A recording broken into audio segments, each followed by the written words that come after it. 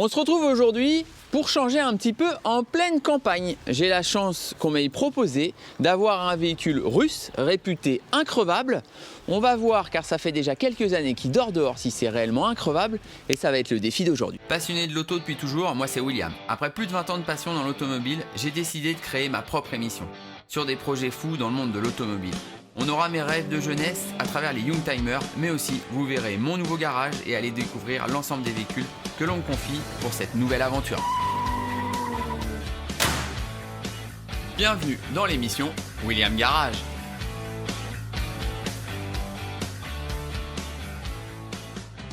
Je vous parlais d'un 4x4 d'origine russe, il y en a eu énormément, alors c'était déjà il y a quelques années, c'est un des plus vendus en Russie.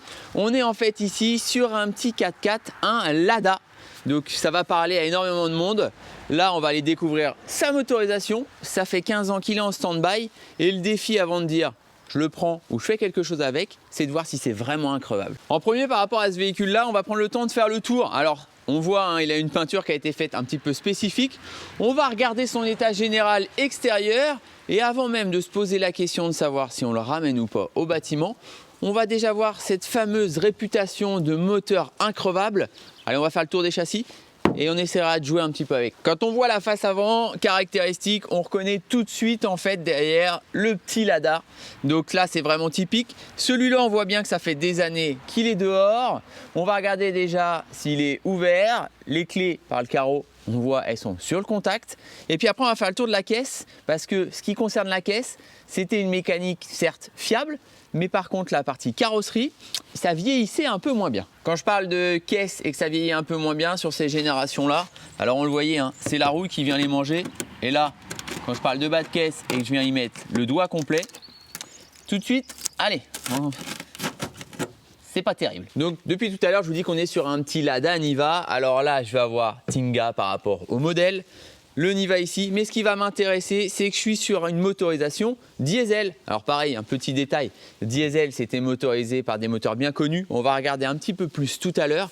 Ils existaient aussi en motorisation essence et beaucoup étaient aussi d'origine avec une conversion au GPL qui était souvent plus source de panne que de fiabilité. Donc sur le petit Lada, on avait à l'arrière frein à tambour, à l'avant frein à disque et celui-là par contre, quand on regarde les intérieurs de roue, bon, et bah ça commence à croustiller.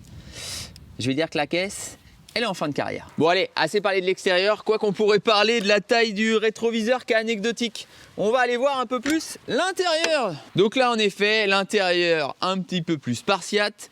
On va faire le tour gentiment, mais on sentait déjà de la solidité. Et avec ça, en fait, je vais être franc, ça donne envie de grimper aux arbres. Ce qui nous intéresse, c'est la partie du moteur. Quand on regarde bien, oui, je vous parlais tout à l'heure d'un moteur diesel réputé increvable. On retrouve les fameux moteurs Peugeot. Ça parlera à certains, les fameux moteurs 4 cylindres Peugeot, l'époque des 205 increvables avec le fameux XUD. Donc ça, on va regarder si ça vit encore et si c'est réellement increvable. Bon allez, petit moment de vérité, on a les clés. Je suis curieux déjà de savoir si le moteur, il tourne un minimum, collé ou pas. J'ai prévu le petit booster. Bon, si c'est un peu juste, j'ai prévu autre chose. Mais là, déjà, j'ai envie de voir si on a quelque chose qui bouge, si on a un peu de vie. Puis s'il y a besoin, on aura même ce qu'il faut pour l'amorcer. Ça a l'air un peu compliqué. Allez, on va essayer. Il y a un peu de jus. Et c'est parti. Bon, allez, déjà, le moment de vérité. Ah, on a du jus. Ma batterie est faible. Les niveaux, préchauffage.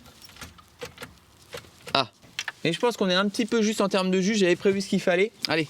Batterie, câble, c'est parti. Alors, on va aller se mettre un peu mieux, parce que ça, c'est un peu juste en termes de puissance. À l'ancienne, batterie et câble. Allez, bon, il y a mieux rangé en câble. La petite batterie que j'avais mis en charge ce matin, être sûr. Allez, on organise ça. Et c'est parti.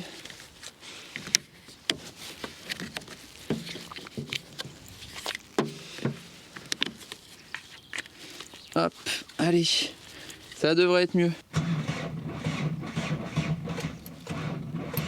Bon. Je pense que là, il a besoin d'un vrai coup de pouce. Alors, à l'ancienne, je l'aurais bien fait en nettoyant frein. J'en ai pas.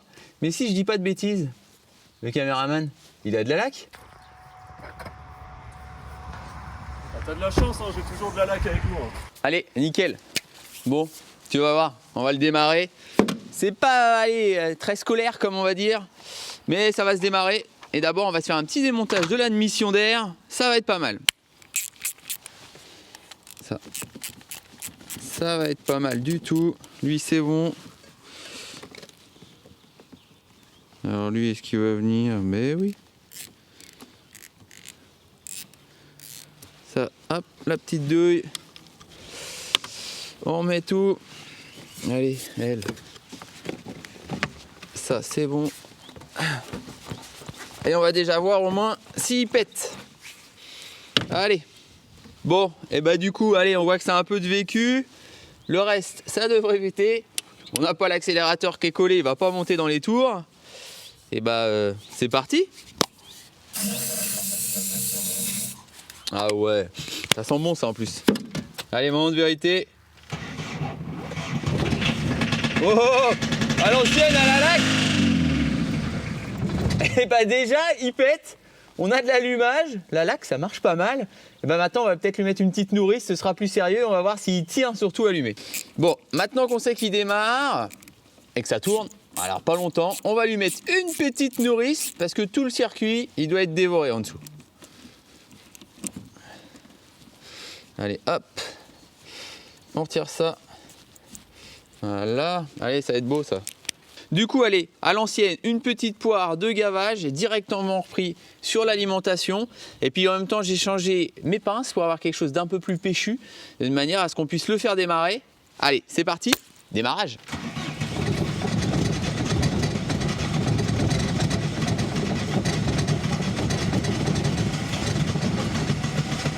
Oh là là, c'est bon, il est démarré.